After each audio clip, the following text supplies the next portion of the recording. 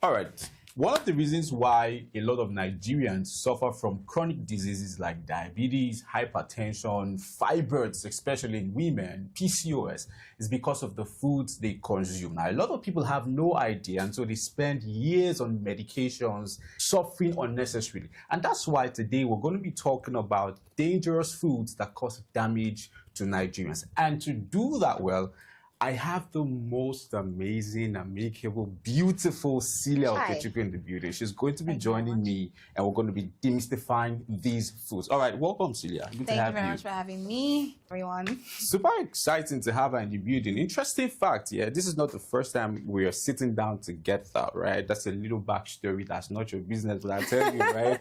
The last time we were together, we talked about really cool stuff, but one or two things, we didn't put them out. But hey, let's come back here. So Celia, I had a copy of this book sent to you, right? And one of the things that stood out to you was bread, right? And Celia says she's not going to stop eating bread. So we're going to start with bread, right? And it's a very interesting topic. So Celia, tell me why you think bread is a no-go in terms of bread being unhealthy. Talk to me. It's you that will tell me, because for me, like I said, I have no intentions of leaving bread. All right. It's very much a staple food here. Okay. I also believe that it's one of the things that you eat and it fills you up correctly, and then it's tasty. So how is it that it's supposed to, I also bake, so I know some of the properties that go into making bread. Nice. And yeah, let me mention a couple. Right, so you can now tell me whether I see there's a problem with it. You have, of course, flour. You have yeast. Okay. You have salt. You have, for those who want a little bit of sugar, you have eggs, you have milk. Yeah, I think that's about it. So mentioning all of these, and water, of course, mentioning all of these things, how are these various properties coming together to make bread? How is it a problem? Yeah, how is it unhealthy? Yeah. All right. So if you're like Celia, right, and you're not going to stop eating bread, regardless of what anybody says, you see bread, you're 5 and 60, you die. You're not going to stop eating bread. So I'm going to say it. So here's the thing with bread, right? Bread of today, bread of a couple years ago, there's a huge distinction, right? In what way? Okay. Now, the methods of production in today's day, the flour you use in today's day, and what it was a few ingredients back in the day, it was probably just flour, yeast. Now, your bread could have just a couple ingredients, right? But the bread you buy from the store, the bakery, the supermarket, has a couple, in terms of preservatives, that are not exactly good. That's why people used to say, or people say this frequently, right? Bread of today can stay for a couple, and I'm not trying to get into that particular conversation, can stay for a couple days, longer than it used to, right? So it's like, when you have preservative added to anything, it ruins it, basically. Do you understand? So it's, now, somebody's going to argue that we have preservatives in a couple things, right? So here's the thing. There are the right dosage. So if you're thinking, but the recent case in, they just said it was okay. So here's the thing. The frequency of consumption then comes into play, right? When they made bread back in those days, you ate it today and then tomorrow it was bad. So it was meant for immediate consumption, right? Now, your bread probably doesn't have preservatives. Yeah. Now, let's go to the second thing. Metabolic issues. Your liver, the guy who's going to break down this thing. So tell me how healthy bread is going to be when you had rice earlier in the week. You had eba, you had yam, so it's a whole lot of carbohydrate dump in your system, right? So if you were fasting for the whole week and you had bread that doesn't have preservatives, you'll probably be fine. But you've had a massive overload. Your liver is struggling to clear all of that, right? And you're having bread that has preservatives inside. Now, here's the crazy part. People say wheat bread is better. Yes. Okay, see the problem with wheat bread.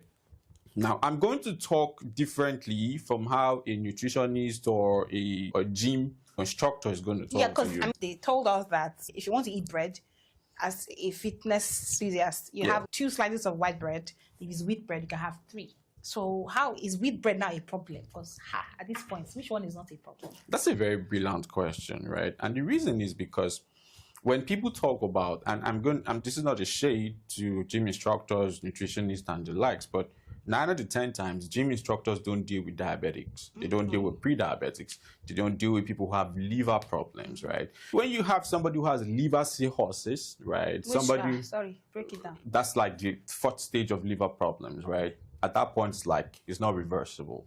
Do you understand? Yeah. So when you meet somebody who has been on diabetic medications for a very long time, they've done all the medications, the metformin, the insulin, they're still taking medications. This argument isn't going to hold water. And that's because wheat has a very high glycemic index. Now, a glycemic index is a number or a frame or a range or a metric that helps you tell how fast something dissolves in your body, right? So bread, wheat bread, agege bread, any type of bread, has a high glycemic index. Now, I'm going to tell you why people used to eat bread back in the day and never had problems. I'll tell you. Okay. Just remind me. I said I was going to tell you.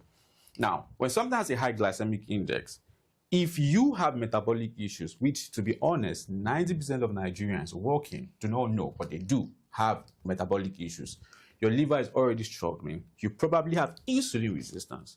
And so when you have something that has a high glycemic index, it dissolves really fast in your body. Compared to something like, say, you take cucumber, right? I think cucumber, carrots have about 17 in terms of the glycemic index.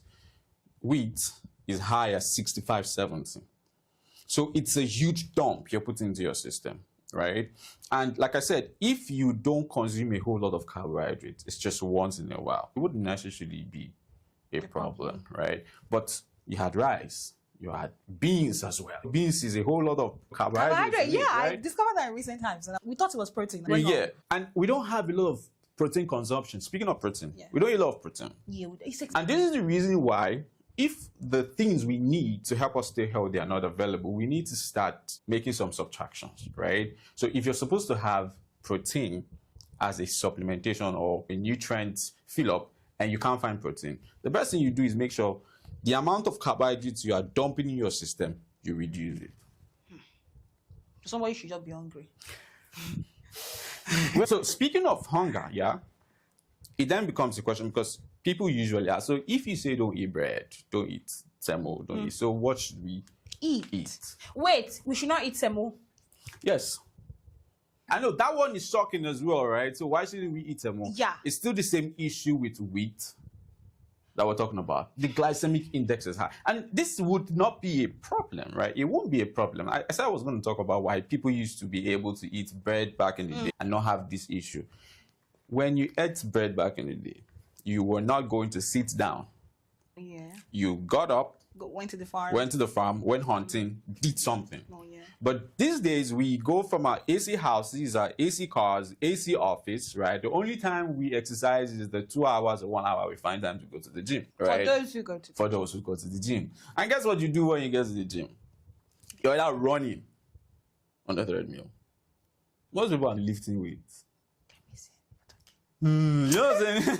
So if you're running, if you barely have time to exercise, you're very sedentary, you eat a lot of carbohydrates, little to no protein, and then the time you find to go to the gym, you are running on a treadmill, you are worsening your case. But then for the running part, I don't know, take us to exercise. They'll tell you to do cardio. Running is a form of cardio. It's even good for the heart. So now you're saying if I go to the gym, let's say I enroll in the gym and I want to be eating of course, within portion. All right. I cannot just be running. Is that not still me keeping fit and being healthy? Great. Perfect question. I'm loving these questions, honestly. So here's the thing with running. When you run, your body interprets that as a panic situation. Your body has no way to know that you're running because you're trying to be fit. Your body feels like there's a problem, and then you really need the regulation hormone. It's supposed to help you put yourself in. Cortisol tells the brain, this body looks like it's in danger. Let's go put things in order. So when you run, your body doesn't tap into your fat storage. It taps into your muscles. Oh. Yes. And muscle is supposed to be the important thing you're building when you go to the gym, because muscle helps you deal with glucose absorption, right? Insulin sense and all of that. So when you run, your body taps into muscles. It lifts the fat storage. It says, hey, it seems like we're in danger. Don't touch this energy. So we have pot belly, big belly. It's energy reserve, right? Leave that. We don't know how long this problem is going to take, so relax. That's why you see most runners are very thin. Yeah. So when you run, you are not burning the fat you think you're burning. You are burning your muscles. That's why people advise, it's advised that you walk. You could do an inclined plane walk, but just walk. Walking is better, right? And if you really want to say you burn the fat, you actually start in your kitchen, right? Or you just lift weights.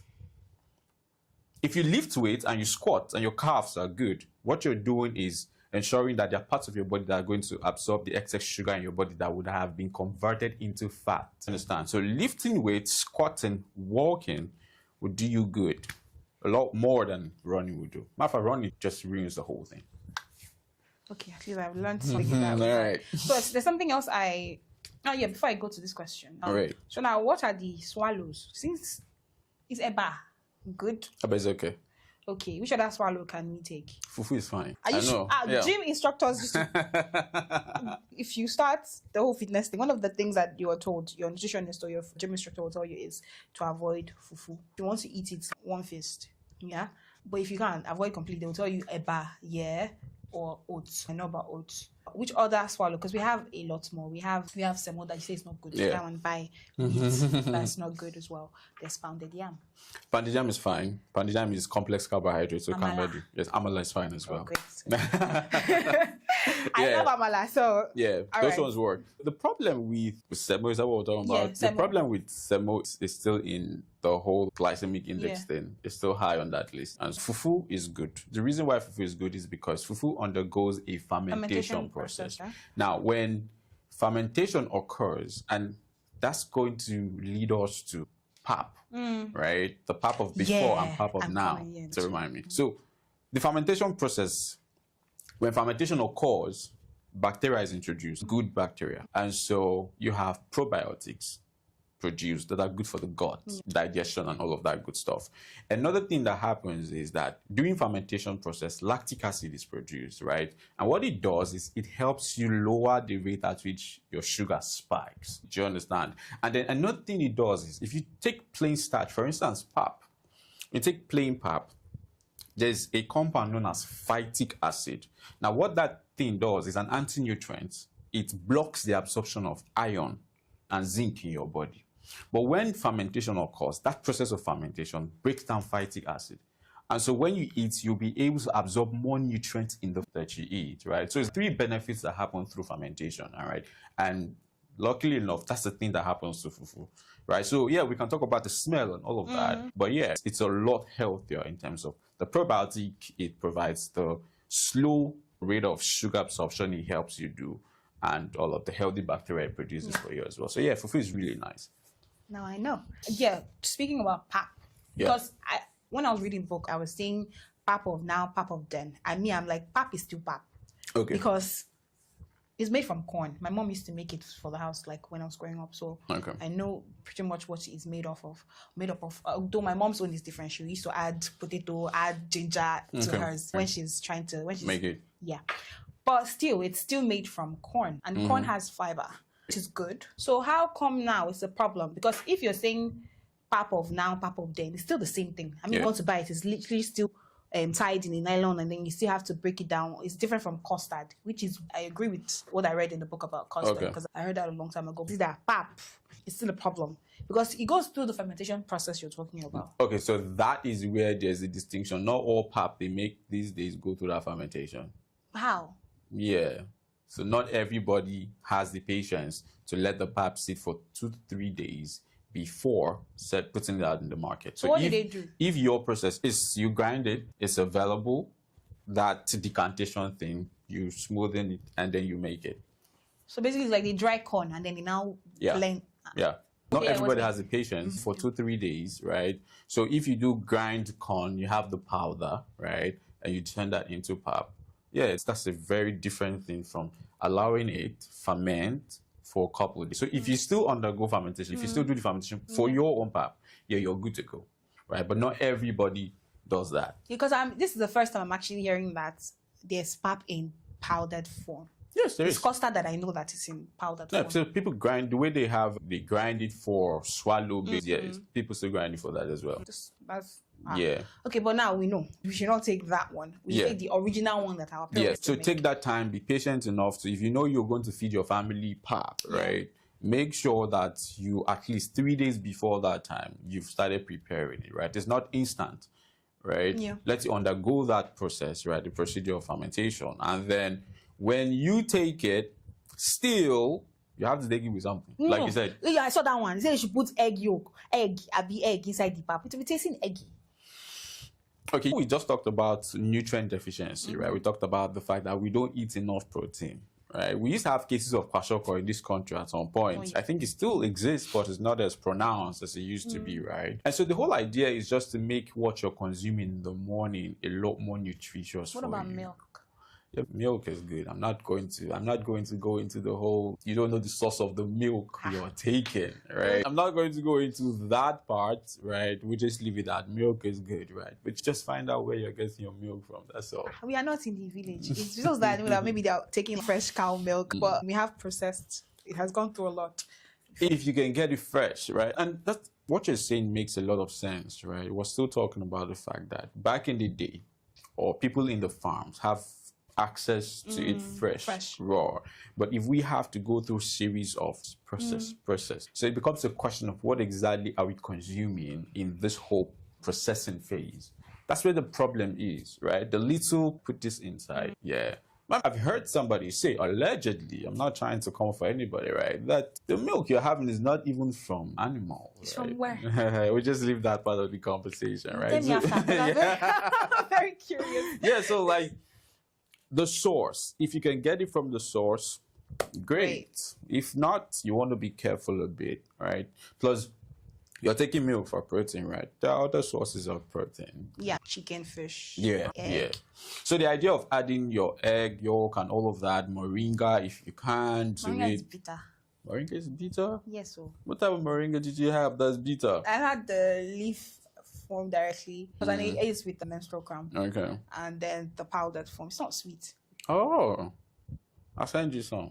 I'll send you something, not exactly vegan. I have moringa every day, right? So all of that is just to help you with some of this nutrient, because at the end of the day, when we talk about balanced diet, when we talk about having the right mix of food in our system, we cannot truly get them from what we find around. We talk about our staples, the rice, the yam. Those things are not enough to give us what we need, right? Let's talk about something really interesting. When they say a man cannot perform in bed, yeah, it's not his fault that he cannot perform in bed, right? Now, when you take over-the-counter pills, you take enhancement pills for performance, the reason it works is because these pills, although chemically engineered, help you supply nitric oxide.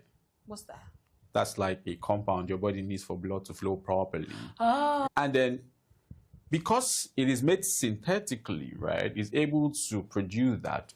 He's able to perform. So a man goes to the pharmacy, he gets that, he's able to perform, he enjoys himself. However, you can't find that in a lot. Like, for instance, watermelon has a bit of L-citrulline that does that, but L-citrulline doesn't contain as much force as the synthetically made one, right?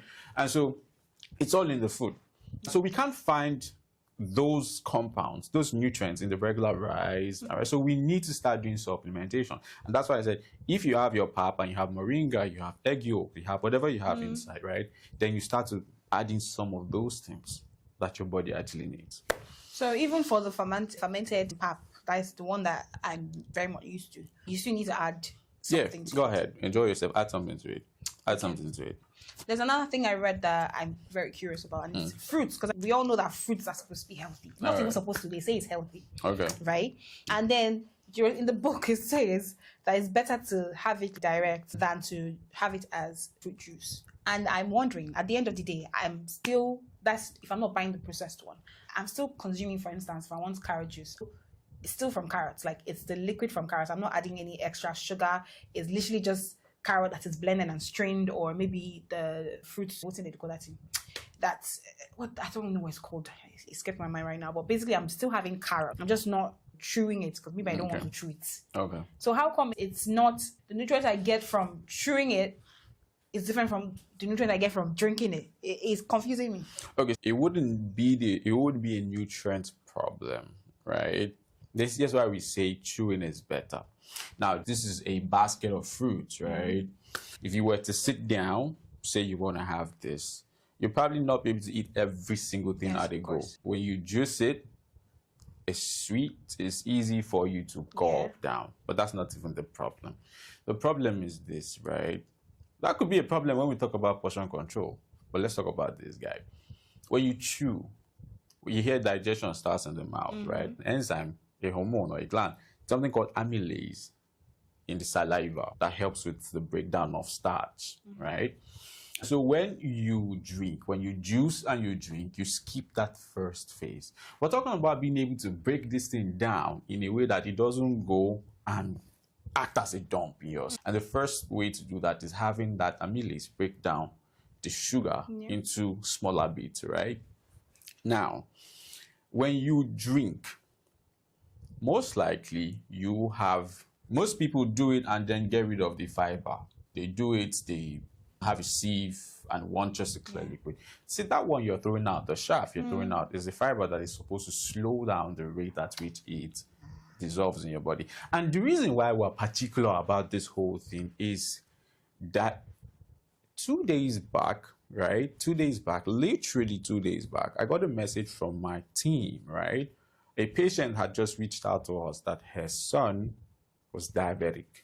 He was just 20 years old. It had me thinking, how does a 20-year-old child have diabetes? If it is not type 1, right? Type 1 is autoimmune, right? You get that, it's hereditary and all that. Yeah, you're born with it. Yeah, but if you don't have type 1 diabetes, you have type 2, and you're 20, we have to start having this conversation. So when you consume this, 1, 2 of this, and you're probably good to go. You don't want more, right? But once it's in a liquid form, your brain, dopamine gets activated. It's nice. You just keep drinking. So what you're doing is you're just pouring sugar. And like I said, most Nigerians have metabolic issues, right? Your liver is already inflamed. You already have fatty liver. You just don't know. In fact, if you argue, I would ask this question. How often do you feel tired when you eat? Yeah. Do you understand? So lots of people eat, and then 30 minutes after eating, they feel tired. Just want to sleep. Just want to sleep. So the food that's supposed to energize you is making you feel tired. That's fatty liver in the making. Or you have this belly fat that you've been going to the gym for the longest and it's just not going. Do you understand? Or you have an 8-hour, 9-hour sleep. You wake up in the morning and you are still feeling tired. Do you understand? That's fatty liver. The problem is when you go for tests, you're not going to see you have fatty liver.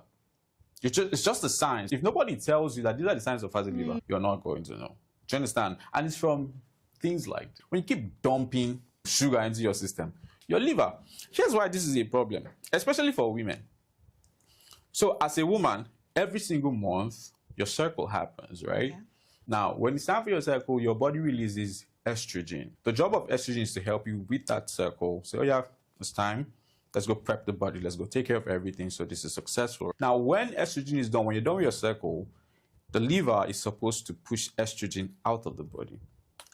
But here's where the problem starts. When your liver is overloaded, inflamed, with toxic weight and fat, or toxic waste and fat, what happens is the liver would not be able to push out estrogen. So guess what? Estrogen is, nobody has my time here. Estrogen finds its way back into the body. And then a benign condition or a just tumor, a harmless tumor in your body, meets with estrogen. Boom, you have fibroids. And so women are treating fibroids, going for surgery. The fibroids are still regrowing because you're not helping your liver be in the best possible shape to fight push. it. Do you understand? So that's the reason why we're very particular about the frequency of your meals, the timing, the portion, right? So why is juicing a bad idea, right? Just chew. When you juice, you have way more content. Now, somebody might talk in terms of your calorie deficit, calorie counting, and that's a gym instructor. I'm talking as a metabolic person, right? I'm talking as somebody with data, with access to data in terms of prevalence in metabolic issues, right? Diabetes, hypertension, even PCOS women, young women, right? Now, here's what's crazy. Recently, PCOS was renamed from polycystic ovarian syndrome. Now they term it a metabolic condition because you can go for a pelvic scan, right, and not see any cysts at all. That used to be the criteria. So you go for a scan, if they find cysts, they tell you have PCOS, right? Yeah. But they've come to realize that it doesn't have to be. You don't have to find cysts to have PCOS, right? So if you are, as a woman, you have acne, you have belly fat, you can't understand, you have mood swings, you have hormonal changes and all of these things, you have unnecessarily painful menstruations, right?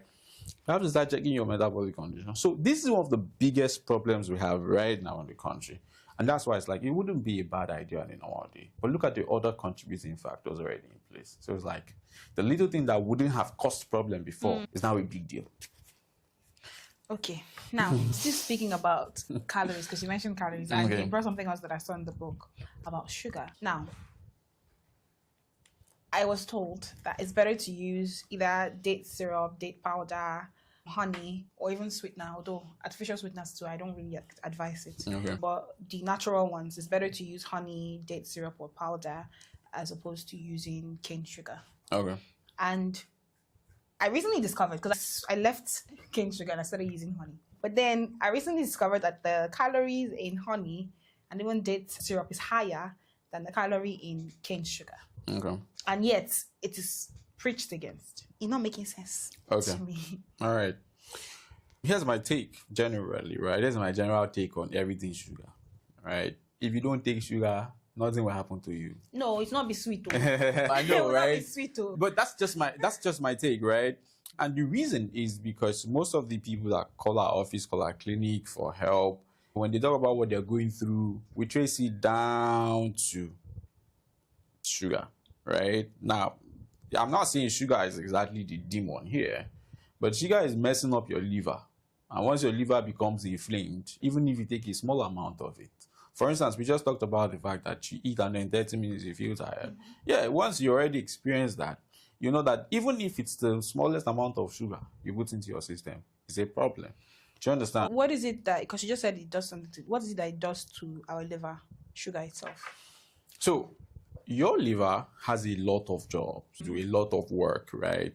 To clear out estrogen, tell the pancreas gland to secrete insulin, handle a whole lot of things. If you consume alcohol too, your liver is supposed to be the guy who helps you get rid of all of that, regulate your system. Now, when you have sugar in your body, whether it's refined sugar, whether it's even sugar from the honey. Now, of course, in the medical cases where you use sugar, honey for healing, right? Because of the natural form, right? But let's go back to why sugar is a problem. When you have sugar into your body and it is at an excess rate or excess form or excess amount, what you have is something called insulin resistance. So yes, so when you take anything, you take food, what happens is this, right? Insulin is like a distributor, right? It's a hormone, right? Insulin is supposed to say, okay, Mama Nkechi, take your own parcel, use it, right? Mr. Emeka, that's your own. You take. So insulin's job is to make sure as the sugar is coming, as the energy in terms of food, and it doesn't matter whether it's from your rice or whatever, it's supposed to push it out. But it gets to a point where insulin takes out sugar. You've eaten insulin, takes the sugar and says, hey, take. And then Mama Nkechi says, no, I don't want it. The market where you give me last week to sell, I never sell and finish. I don't want more. So insulin has this package. I have sugar, I need to distribute, but everybody's rejecting that guy. So now sugar is moving around the bloodstream. And so with time, especially when you have inflamed liver, with time, the liver isn't going to be able to do its work well because liver is sending signal to pancreas gland, release insulin and clear this thing off the body. But insulin is, all the cells are filled up. There's nothing I can do. So you have excess sugar moving in the bloodstream, right? Liver is sending signals. It's just chaos. Do you understand? And when it stays in the body for a very long time, that's where you have blurry vision come into place. You have retinopathy, that's what they call it. You have neuropathy, tingling sensation, burning sensation, and that's what leads to amputation in diabetes. So that's why I say, if you don't take sugar, nothing is going to happen to you. Here's the thing, I think we have become really addicted to sugar. Yes, we become really addicted to sugar now that we think we need sugar. It's but like... Yeah, we do need sugar. Sugar gives us energy because it's not as if it is totally useless. Sugar gives energy. If we cut that off... Okay, so the thing would not be to cut out sugar in its entirety. The key is to understand that there are two types of sugar. Okay. There's your complex sugar or complex carbohydrate. There's the simple sugar. The simple sugar, your refined sugar, your table sugar, your honey, even the, what's it called, healthy, yeah, that's just simple sugar. The sugar you get from fruits is simple as well, right? The complex sugar is the sugar you get from your rice, your beans, your yam. So you're still going to get... It's not... it's not this. Look, for instance, now, let's say I am working outside. It's not that I'm looking for rice or yam to eat. The next thing to do is, for instance, kunu. Yeah. Because this is supposed to be a healthier option than taking sodas. Okay, yeah. So instead of soda, do kunu or zobo. So now, if this has sugar, does it now detract from the nutrient that I'm supposed to get from kunu? Does it not make it a problem to also take, just as taking soda is not advised? So here's the thing. The nutrients this comes with, especially when you fortify it with a lot of goodies, would still be there. You can add your egg yolk if you want. Right? Whatever it is, just increase and make sure it's not just carbohydrate you have in your system. You're good to go. If you put in sugar, it's going to sweeten the taste, right? And I get it. There are people who still tell diabetics that they can take a healthy sugar form and all of that. But here's the thing. If you've been on diabetic medications for 5 years, 10 years, and every single morning you have to pierce your fingers just to know your readings, because you know that if your readings are above the doctor's recommended level, you could land in the hospital. This conversation of sugar will not even come into play. Okay, let's say I want to sweeten this now and I don't want to use cane sugar, natural sugar that we're used to.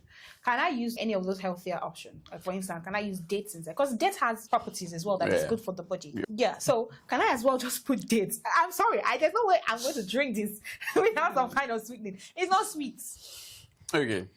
Again, if you are like Celia here, you want some sugar, go ahead, have your honey, have your dates, right? As long as you're not diabetic, right? Okay. You don't have a chronic medical situation. Enjoy yourself. But make sure it's not too frequent. You're not having it every time. And when you have it, ensure that you don't have a sugar meal and sit down. People say when you eat, sit down and relax. So anything that contains sugar, if you've just had sugar in your meal, right, added sugar, or even if it's a complex. Matter of fact, this is a general rule. When you eat, the usual thing is sit down and rest. No. When you eat, stand up and walk. Take your place to the kitchen, right? Go wash something, go do something. Do not just eat and don't do that. Move around. So what that's going to do is help us mitigate some of that. So it starts to put it into use, right? Because when you walk, when you move, you put your body into use, right? That's why when you want to go to the gym, you could do like a pre-workout thing and have maybe banana, a little bit of honey or what's it called? Because you're going to put it into work, right? So it's like you're working that out, it's getting out. Yeah, thank you for mentioning the gym. There's something, because I like peanut butter. It's peanut, but still it's made, it's not like you're eating like peanuts like in its form. You have to roast it and then put it in a blender, and most times they add sugar and salt. I make it for myself. All right. But I make it myself. So the one that I make myself, I feel like everything now, the processed, you add some preservatives and not. But the one that I make at home, is it still okay for me to have peanut butter? So what do you make yours with? Just granuts and then salt. Salt, okay. Yeah, that's it. Granite and salt, and then I blend. Yeah, that's good. Sometimes if I want like chocolate, I add cocoa powder. Yeah, cocoa is good. Cocoa is good. Okay. Yeah, you're good to go. You're good to go. As long as you know what the constituent is, right? And you know that you're not adding what you will give to a child. So this is my rule, right? If you won't feed your child with it, right? You have a newborn baby, you're not going to feed your child with something, don't eat it. Okay. That's just a rule. So whenever you are in doubt, you think, should I eat this? Should I not eat that? Question is, if you had a newborn baby, right, that was of age to eat stuff, would you give them that to eat? Or would you feed your plants? Because it feels like these days we've placed plants. Those of you who are flower lovers or plant lovers like myself, we have flowers and plants here, right? So would you take your soft drink and pour to water your plant? Oh my God, it's dead now. So if you wouldn't do that to a plant, you wouldn't do that to a child. What makes you think your organs are structured or powerful enough to handle all of that load? So that's it. Another thing. Okay. I feel like you guys are going to be like me. I'll be saying, what are we going to use? But yeah, another thing I read in the book was how bad, like Knorr cube, Maggi cube, how bad they are. But then I've seen like a process to making this, maybe process, but like it's made with like broth. Okay, bone broth. Yeah, okay. And then some other vegetables as well that they say. Okay. Okay. So if it is bad, what makes it bad? See, some of the proponents of seasoning cubes are bone broth, which I feel is healthy. Okay. And then we also now have like vegetables as well that's added to Okay. it. Yeah. So what makes it bad to use us? What makes it bad for us to use seasoning cubes in our meals? All right. So here's the issue with seasoning cubes, right? You just mentioned a formulation process, right? Bone broth, tables. Okay. The question would be, what kind of vegetables are we talking about? What's the process behind the bone broth, right? Is it every seasoning making company that makes it using that particular process, right? Because here's what research has shown, right? This is not something I'm saying off the top of my head. And you can confirm if you're watching this, wherever you're watching from, you can go do a research, ChatGPT, ask your doctor, do a Google search, right? Seasonings have something called MSG. Now, I've had people say that it's not a big deal. Matter of fact, I know this very influential food lady. I'm not going to call her name, so she doesn't confirm. But I know she talks about how MSG is not such a big deal. And yeah, we could argue that, right? But here's the thing. MSG, most of the constituents of the seasoning contains what we call xenoestrogens, right? It's like foreign estrogens. You understand? Now, what these things do, I said something earlier. I said when you have estrogens, your body makes estrogen to do one thing, which is it's a predominantly female hormone. Men have it in bits, but not as much as women do. When you have your monthly cycle, your estrogens are supposed to go, help you with the process, leave the body when it's done. But when you have every single day, remember, the body is supposed to kick it out. Yeah. The liver is supposed to kick it out. But when you have 3-4 cubes of Maggi, right, seasoning cubes in your food, right, it's in your breakfast. You had rice, it's there. You had beans for lunch, it's there. You had swallow, it's there, right? When you have it consistently, you are introducing the same substance your body is supposed to kick out. Oh. Do you understand what I'm saying? So that's the reason why, and I mentioned the link between estrogen and fibroids in women, right? Estrogen and PCOS in women as well, right? Now, when you have the thing that's supposed to leave your body being introduced and a foreign form of it being introduced into your body, the question becomes, how exactly are you going to stay healthy? How exactly are you going to keep up? And then men are supposed to have very small amount of estrogen. But when you consistently have the seasoning cube introducing estrogen, what happens? It's only a matter of time before the estrogen rises and your testosterone drops. So men are wondering, why can't I perform in bed? Why am I feeling tired? Why do I have big stomach that I can't get rid of? Why am I feeling tired? Why am I not mentally sharp, right? Yeah, there you have your answer, because you've not done anything wrong. Do you understand? So it's not your fault as a man, it's not your fault as a woman, right? It's just these things we're putting into our systems. You understand what I'm saying? So it's not that we don't want to have the sweet taste or any of these things. Just look at the health implication. You understand? So what are we supposed to use to season our meals? Because it helps. I believe it helps with the flavor of what we eat. It makes food sweeter. So what are we supposed to use in place of seasoning cubes? Your onions, your crayfish, your iru, right? That one that people say smells. Locust beans say it smells. Yeah, it does smell, but it does provide other vital benefits apart from the taste and the flavor, and it does, right? And whatever else you can use that flavors your food, as it's just not seasoning cubes, literally. You see, the essence of this is not to take away your favorite food. It's not to demonize what you currently eat. That's not the point. It's to get to a point where we don't have millions of people suffering unnecessarily, right? And these are some of the steps. So here's the thing. As a naturopathic medicine practitioner myself, right, doing a licensing exam with the Lagos State Government, Traditional Medicine Board, we're meant to realize that we're not exactly supposed to, or we're not, because people like to think that traditional medicine practitioners or alternative medicine practitioners are, quote unquote, in a war with doctors, that the doctors in the hospital will say that's a herbalist and all of that. First of all, I'm happy that the government is putting regulations in place, right? Before you say you're a traditional medicine practitioner, you need to write an exam, you need to do research. You guys write exams? We do. You understand what I'm saying? But here's the roles, right? We are primary health practitioners, primary healthcare practitioners. The doctors are the secondary healthcare people, meaning it falls on us to educate people on these things, right? So before somebody lands in the hospital with liver failure, if they stop eating certain things, right? Or stop doing things the wrong way. You wouldn't have to get to that point. And here's how we work together. If we do our job in terms of educating the public, in terms of preventive medicine, right, we wouldn't have a lot of people in the hospitals every now and then. So there's going to be a balance. So this is not a war. This is not your doctor is wrong or the traditional person is right. No, this is we work hand in hand. So that's why we're saying if we start taking these steps, right, don't take the sugar frequently, right? You're not going to have problems if you don't take sugar. Or take this instead, or reduce the timing, or don't eat when it's late, or do this and do that. It is so that the number of people that end up in the hospital will just be emergency cases, right? Okay. Because of the nature of my job, sometimes I'm working till late. And when I'm working, I'm not in control of the things that I eat. And of course, I'm working. When you use your brain, I realize that brain function actually gets you really hungry. You don't even need to do physical stuff. Yeah. So, Lena, bring food now. What's the time? At what time? What will you consider late when it comes to eating one's dinner? What time would you say is not really ideal to be eating at night? Okay, here's how I'll put it. If you have to eat and go to bed an hour later, that's a problem. There's a reason we say your meals should end at 7 p.m., right?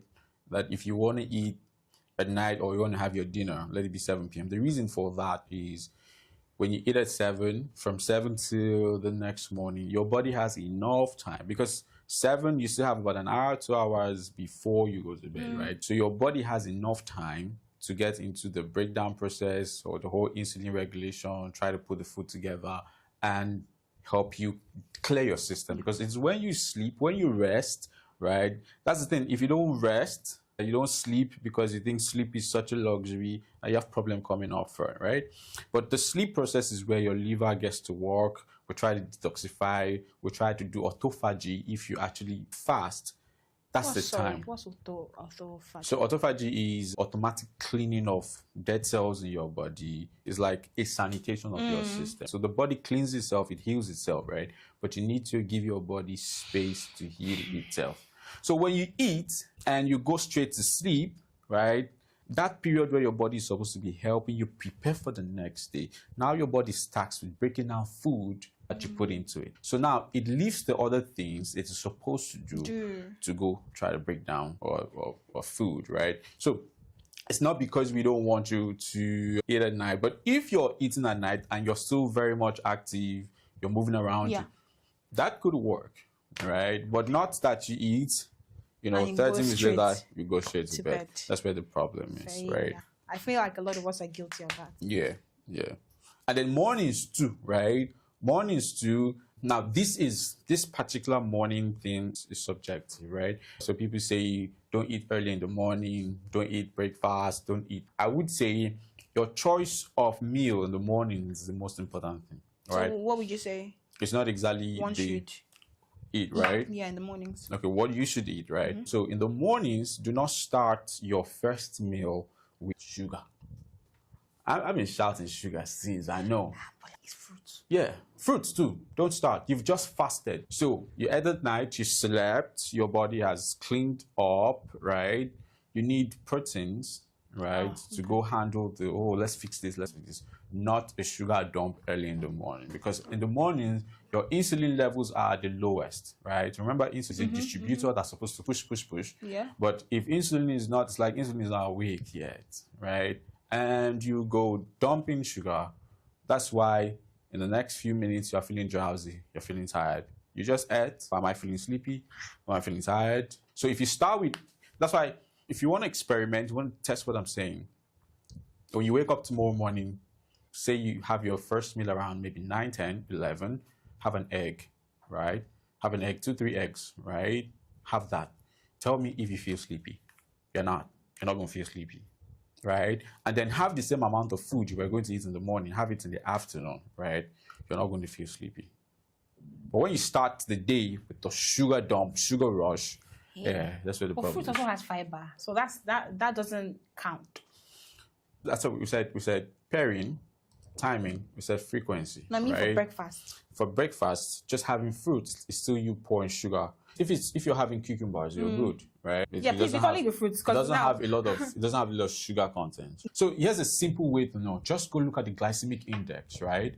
And say, okay, is this high or low? If it is high, don't take it in the morning, right? Or have it with something, pair it with something. So if you're gonna have fruit, you want to have fruit, make sure you eat a protein first or a vegetable first, a protein. Let the carb come under the meal. So if you're bent, I must have fruits in the morning. Start with a protein to serve as a buffer, or a vegetable to serve as a buffer. So when the sugar is coming in, there's already something. What about down. avocado in the mornings? Avocados are good. Avocados are mainly fat, saturated fat, and they're good. They're really good, so you can have them. They don't have as much sugar as this, if at all. That's why they're usually recommended for diabetics. Yeah. But here's something people don't talk about avocados, right? One thing I should be talking about it here. If you're diabetic, this is mostly for diabetics. If you're not diabetic, you're not pre-diabetic, you don't worry. Avocados at night, don't take them at night. Why? Have them during the day. Because they're like one of the most healthy options when it comes to fruits and veggies and all of that. But when you take avocados at night, you're giving your liver work to do in terms of, or your system work to do in breaking the fat.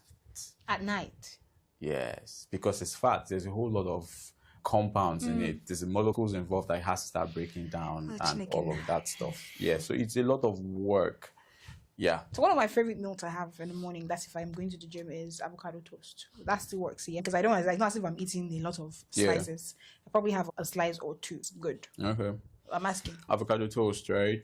You're going to the gym. Yeah. You take that before you go to the gym, and you lift in the gym. You work out, you're squatting, your row, your whatever you're doing.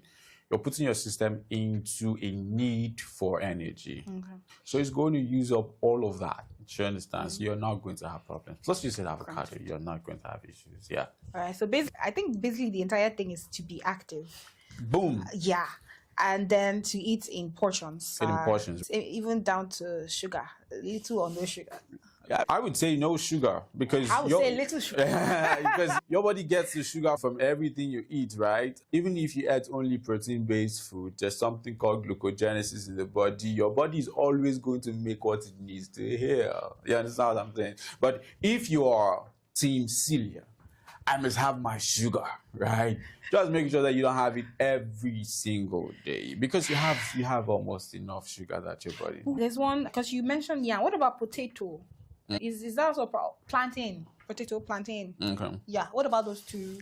All right. So here's just what's interesting about potato, right?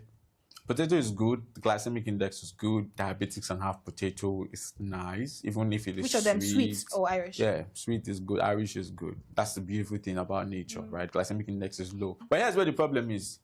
If you fry your potato, and I know somebody who tells me that I don't like it boiled. I only like it fried. So nice. Because it's crunchy. See, that's where the problem is, right? If you fry it, you raise the GI, the glycemic index, at which it dissolves and causes a sugar spike in your body. Do you understand what I'm saying? Same thing with plantains, right? They say diabetics eat plantain, but eat unripe plantain, right? So the thing with potato, boil it. Boiling is fine. If you bake it in an oven, that's a problem. You fry it, that's a bigger problem, right? If you want to eat plantains, you can eat your bolly because it's roasted. It's not going into seed oils and all of that. Yeah. Thank you. Thank God you mentioned. That's what when you said frying, I remember something I read in the book, seed oils, which is like what we use here in Nigeria. You cannot escape it because we have soya oil, we have vegetable oil, we have granite oil. So again, granite oil. So it's literally gotten from granite. Okay. When we're growing up, it was vegetable oil predominantly, and then we're told that we should avoid vegetable oil, and then for saying here soya oil was healthy, and then now we even have this sunflower. Yeah, sunflower oil. So how are these things bad? Because I know I take sunflower seed, and I heard it's healthy. Okay. So how is it that the oil form is a problem? All right, so it all boils down to the mode of extraction. And here's where it's interesting. So somebody will say, how is coconut oil a healthier option and vegetable oil? They look alike, right? So How do you get your seed oils? If we have sunflower, for instance, sunflower oil, the mode of extraction is heat. It's a chemically extracted process that has to undergo heat for the oil to be out. So what you have is the end process is something called polyunsaturated fat. It's just a chemistry term for it has a whole lot of empty holes in the molecular structure that can become oxidized, and just understand that it's polyunsaturated, right? Now, but that's not the problem. The problem is this: when you have something that has been extracted using high amount of heat and you use it to fry to more heat. So what happens is that it gets broken down into toxic forms, right? But that's not even the main problem. The main problem is when you use the first batch to fry. Because we're in Nigeria, and yes, we can ignore the economic situation, but it's a reality. You're not going to throw it away. Yes, now. You use the oil again. Yes. You see, yes, right? You use the oil again. So first of all, the extraction process was chemically done at a very high temperature, right?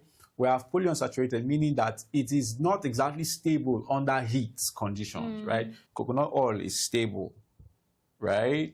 Doesn't mean you should reuse it though, but it's more stable compared to groundnut oil, vegetable seed oils, and the likes, right? So you use it the first time, it breaks into, we call them aldehydes, right? And a couple other compounds. That's, if you're in chemistry, you know what I'm talking about. I don't know what you're talking about. But let's just call them toxic compounds, right? And then you take the oil again. You want to use it again, use that same oil because it's where I am now, Sebi.